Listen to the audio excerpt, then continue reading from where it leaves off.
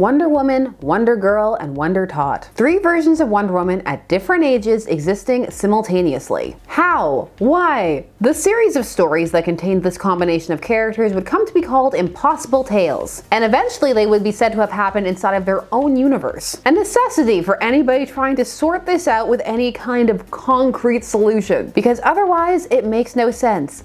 It's a mess, and you know that means that I want to look at it. This combination of characters starts off with a firm explanation, and then it just abandons it. And finally, the idea is retired in a metatextual add-on story that is tongue-in-cheek, but also slightly maybe poking fun at fans for not liking it. This is the era that leads to the accidental creation of Donna Troy, and her existing without a proper origin for a long time, and then they would spend years trying to fix that. This happened after someone saw Wonder Girl on a cover of one of these impossible tales and assumed she was Wonder Woman's sister. And for years, this happenstance has been lightly mocked. How could that happen? Well, I'm here to tell you that if you read these stories, even inside of them, it's entirely plausible. This is a mistake that would have been easy to make. So let's unravel this time, these stories, the hows, the whys. I'm Sasha, this is Casually Comics, and these are the kind of whims I live for. The first impossible tale comes from Wonder Woman 124 in 1961. It was written by Robert Kanigher, who was also the editor. And that fact will play a part later on, so keep it in your mind, put a pin in it. We're gonna have the same creative team for all of these stories, which makes it easy. On art, we're gonna have Ross Andrew, and inks, Mike Esposito. This first story, 124, was called The Impossible Day, but the stories overall aren't called impossible tales yet. We'll highlight when that happens. This story opens right away with a foreshadowing of all the canonical problems the series will have. Diana and Steve find a cave painting showing a Tyrannosaurus Rex being restrained by Wonder Woman and her family. Steve points out how none of these things should be. The dinosaurs are at the wrong time period because there are cavemen there, and how on earth is Wonder Woman existing with Wonder Girl and Wonder Tot? So that's our mystery starting point. How could this be? This issue will set out to answer that, which it sort of does, but inside of the answer, there's already an inherent flaw. Let's look. In a flashback, we see Hippolyta and Wonder Woman going through fan mail, which Wonder Woman claims demands. The fans are demanding that Wonder Woman, Wonder Girl, and Wonder Tot are all together in a story. But alas, it's not possible until Hippolyta gets an idea. What if they take photos from different eras and they splice them together? So they try that and it works. They look good. This Amazonian Photoshop is really doing the trick. They have fun doing that for a while, but then Hippolyta thinks, what if they go to the next level? Photos are one thing. What if they splice together some footage? She wants to make a whole movie. Hippolyta has millions of feet of film, so they grab what matches and edit it together. A modified adventure that looks like all 3 of them are doing it at the same time. They grab audio lines that match, and it's kind of implied that they change them when they need to. And so the adventure plays out, and we the reader get to see it. The newly dubbed Wonder Family takes on Multiple Man, but what it is an edited fan video created by Wonder Woman's mom. Convoluted, but okay. This is the explanation we have. It's what we're going with. But there's just one key problem.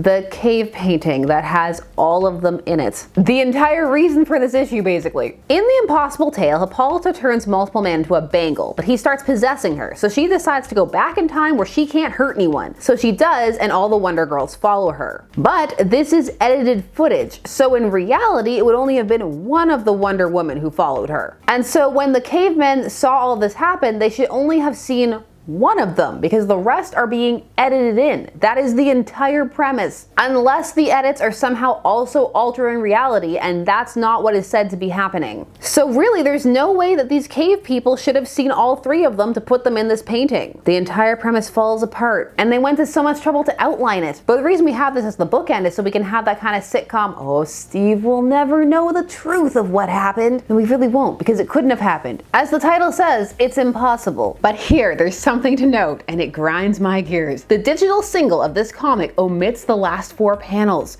probably in a bid to avoid this very confusion and some Orwellian rewriting of history. Also, it's a failure because they kept the opening panels, so even if you take the reveal off the end, the reader still knows that it's there thanks to those beginning panels. They just need to think about it a tiny bit. For a proper dystopian rewriting and scrubbing of history, the opening panel should have been removed as well. I don't like it. This is why the digital versions bother me. Just put them the way they were, mistakes and all. Don't change things. It messes with people's ability to accurately catalog history. Just let it be what it was. The good, the bad, the ugly, the confusing. This happened and it never made sense from the start, and people should know about it, how it was actually presented. It's part of her history. Alterations like this I feel very passionately about. Or, you know, maybe it's just a mistake. That's also possible. Moving on.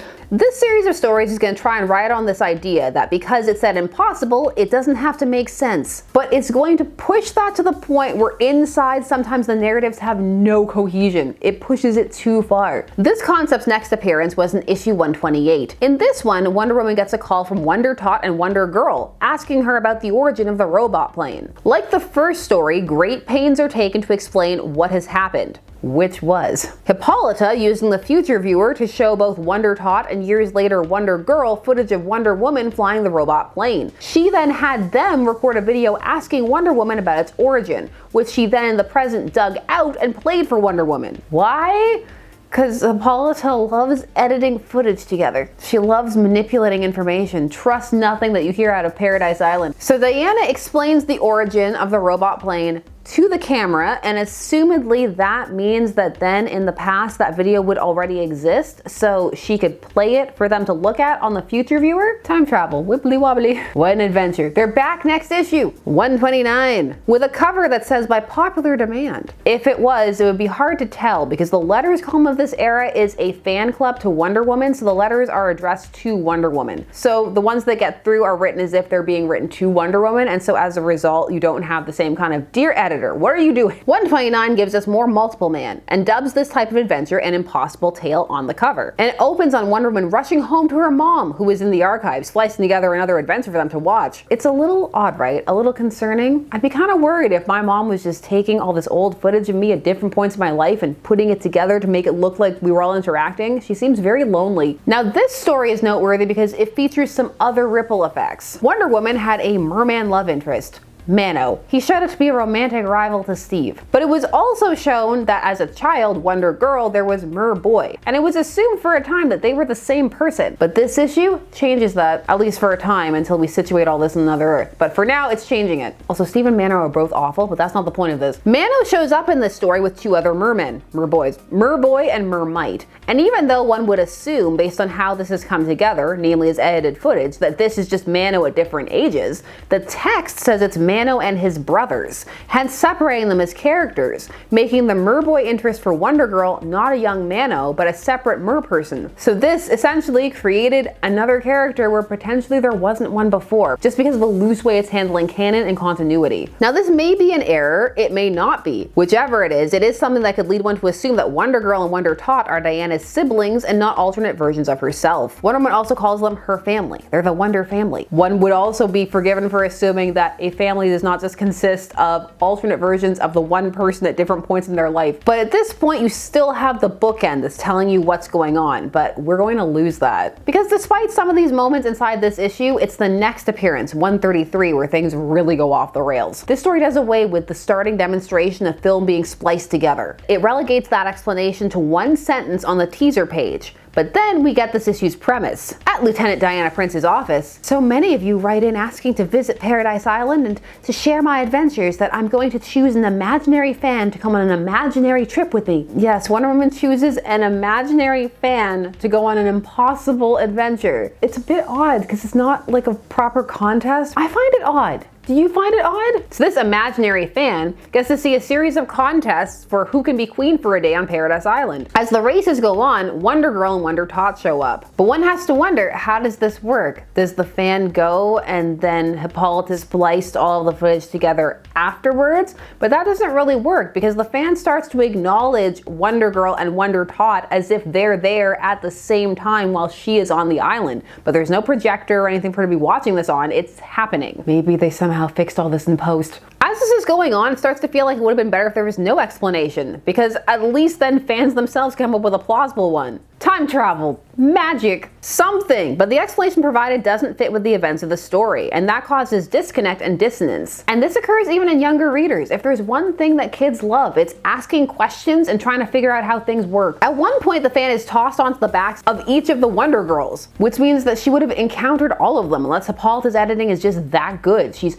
cutting her out, putting her on things. Next, she's gonna make one of those Character X inside of Skyrim or Cyberpunk videos. Possible.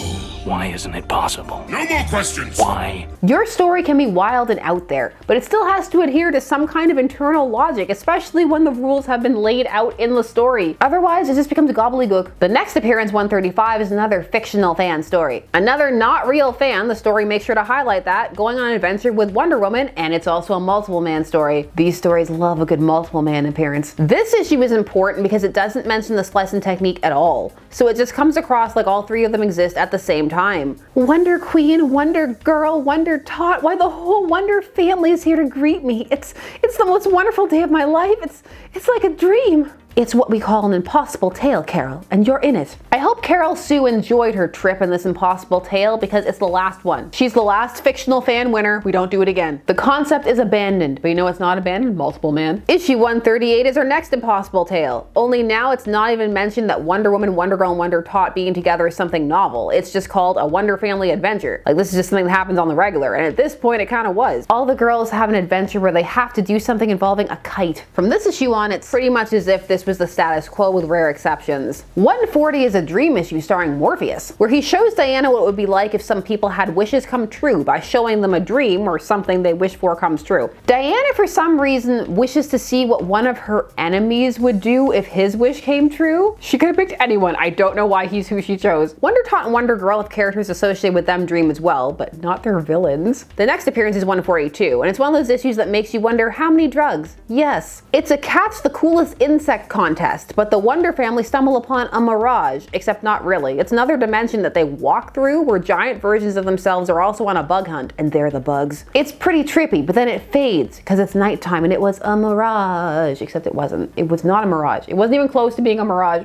We're just doing anything and everything with these stories at this point. But the most interesting thing about this issue, aside from how horrifying the bug collecting gets, is a letter to the Wonder Woman fan club that states, "Dear Wonder Woman, I think you have made a big mistake in your stories. According to my Uncle Harry, Queen Hippolyta was killed by Hercules in the story and mythology, but in your story she's happy and alive. How do you explain this?" And the answer is, "Dear Anne, your uncle is right, but since both Hercules and Queen Hippolyta are completely fictitious characters, not real people, we prefer to write her during happier times." I feel like there's some light condescension in that answer, but it's also very interesting from a couple of standpoints. In all fairness, this person is writing in about mythology, but it demonstrates a couple of important things. One, the type of fan that comics attracts. It tends to be the type of person who likes answers and enjoys internal story logic and nods to past events. Or, in layman's terms, nerds. Nerds.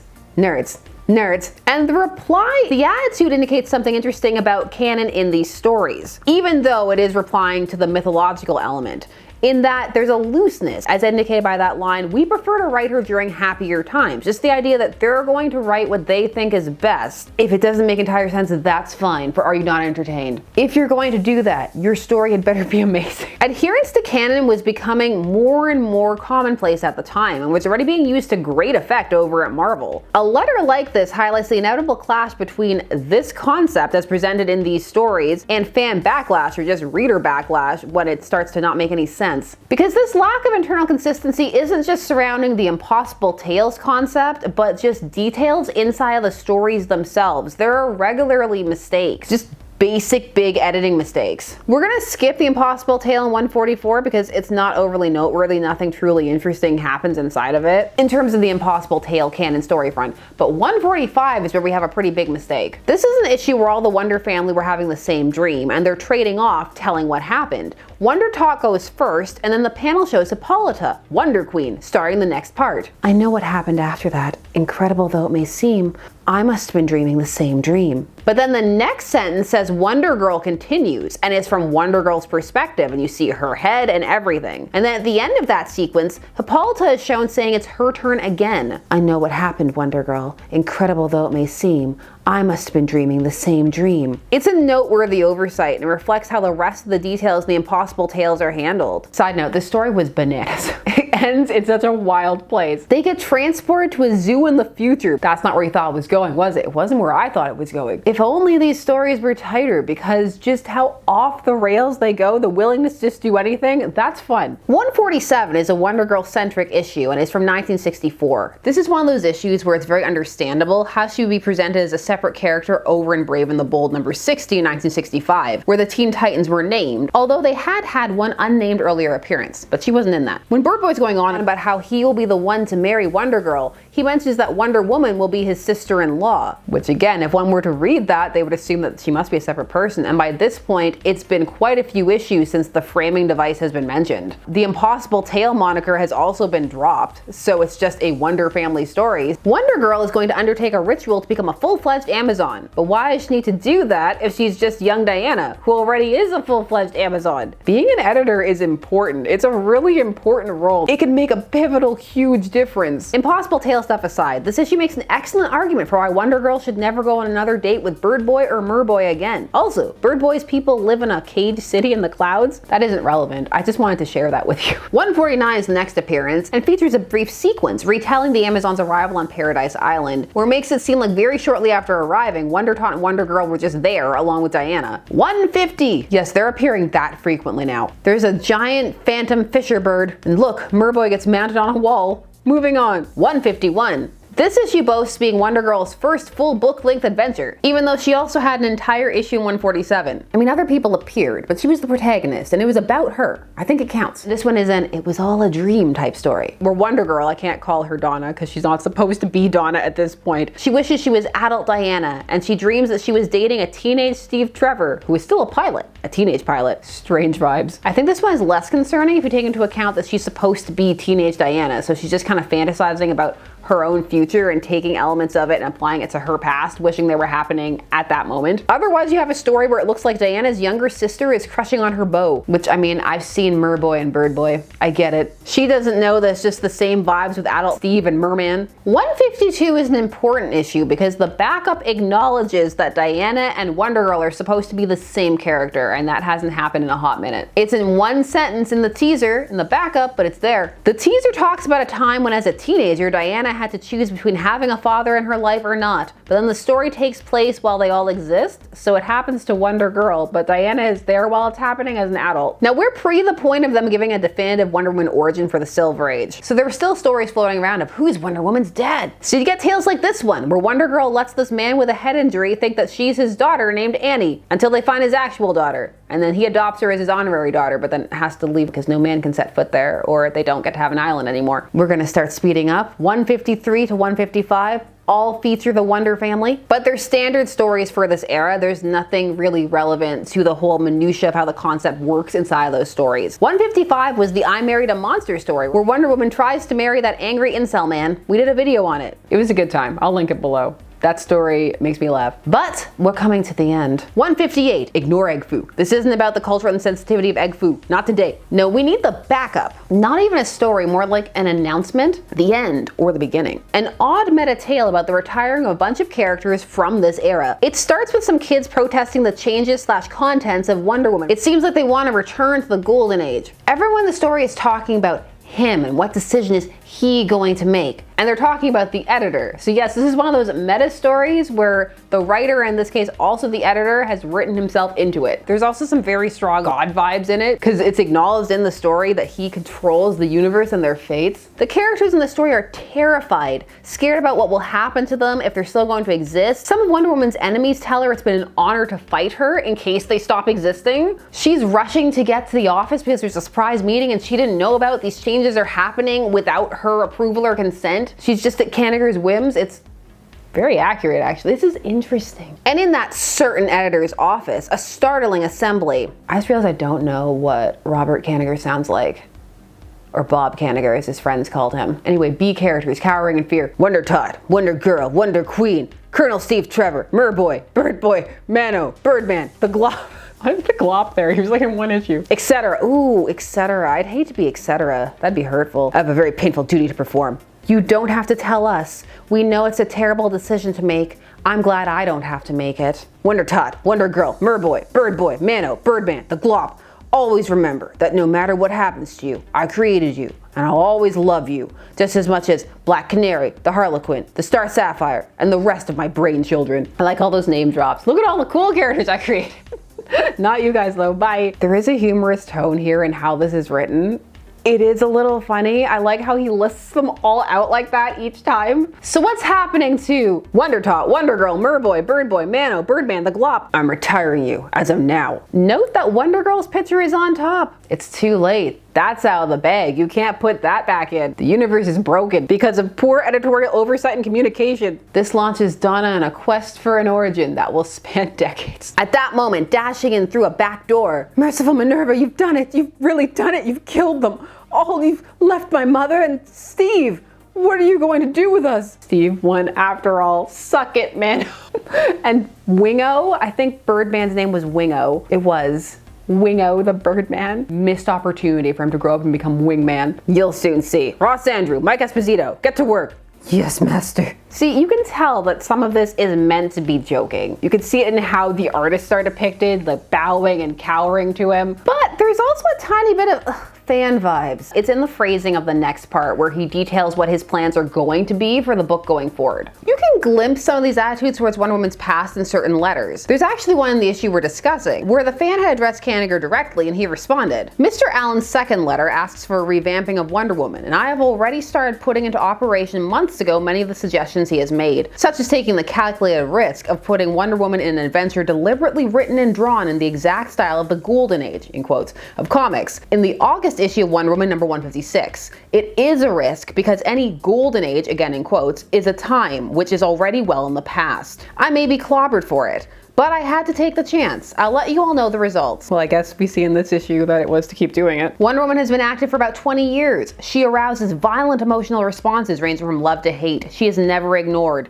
The Amazon gal must have something. But to Mr. Allen's letter, it would be impossible to publish all of it without taking at least 3 successive issues. And then they print some of it. This letter actually asks for a lot of the changes that happen in this issue, like eliminating the Wonder family and the additional love interests. If this is one of those real letters, it's cool to see it had such an impact. There's also some interesting hints here about the rise of generational fandom, which is something that is not taken into account by many writers of this era. There's the assumption that they're writing for 12-year-olds and only 12-year-olds, and that there's no interest that is maintained in comics past that point. However, that is already demonstrably not the case. From exchanges like this, it's clear Kanigher wants to revitalize Wonder Woman in his way, but he's also not entirely ignoring fan sentiment. At the same time, he's trying to implement a lot of random things from other books. And there are aspects of them where I can see why. The parts where they just go off and do whatever, it's future zoo people and giant bug hunts. There are some fun elements there, but that's not the problem. It's the fact that the details are just so loose and thrown around willy-nilly. It also did become overused, and something novel just became commonplace and hence not special. And it seems as though this is something that the audience brought up. Because if there's one thing the audience likes to do, it's try to keep track of canon and rationales. They've done it since the start, and when not taken to the extreme, it can be a great thing. When well handled, canon is an amazing tool. When mishandled or misunderstood, it can become chains or a cage. But now let's get to the explanation of what's coming, what the future holds. On the balcony outside shortly appears the Golden Age figure of, okay fans, you've won. Starting with the December Wonder Woman number 159, we're gonna make comics history. We're gonna recreate the Golden Age, thrilling, step by step. You will see the only authentic secret origin of the mighty Amazon, from her unique birth to the winning of her astonishing arsenal of weapons. Their extraordinary powers will be explained, as well as the punishment suffered by Wonder Woman when she loses them.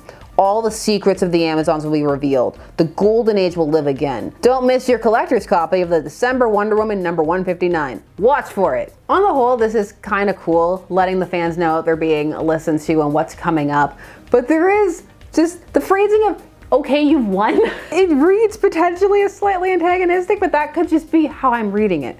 We all come from different contexts and different times, and fan-creator interactions are pretty fraught time of recording, and I know that that is not a new or novel thing. There's just a slight implication that there's been a battle between creative and fans over Wonder Woman's direction.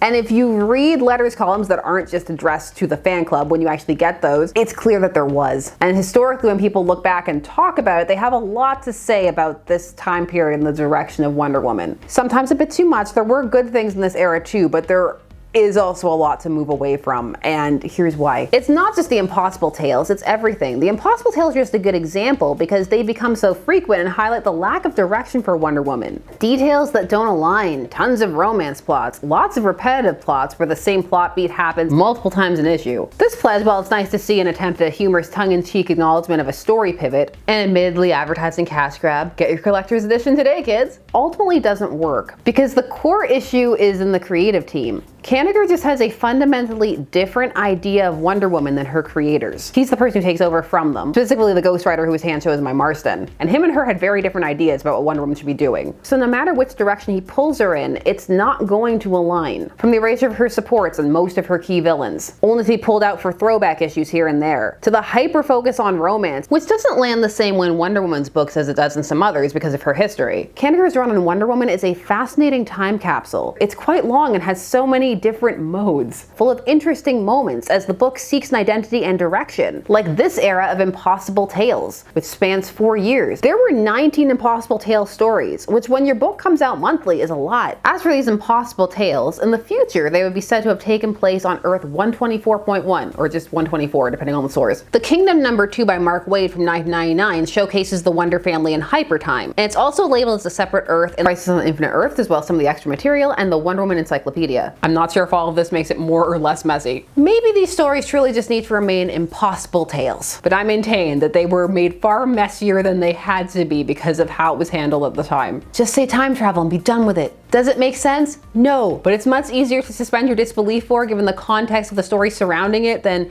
the splicing editing version. It's a fascinating time, but those are just my thoughts and I want to hear yours. Do you love the Wonder family? Do you like these tales? Do you like this era and feel it sometimes gets more of a bad rap than it deserves? Or do you feel no, it needs to be more maligned? Tell me all your thoughts. I want to hear them. Put them down below. And while you're down there, please do all the YouTube things. Like, share, comment, subscribe, hit the bell notifications so that you never miss a vid. I always appreciate you taking some time today spent discussing comics with me, and I will see you again soon. Bye-bye. I got all discombobulated. That's why there's so many cuts. I got confused even though I always say the same outro. See ya. Bye-bye.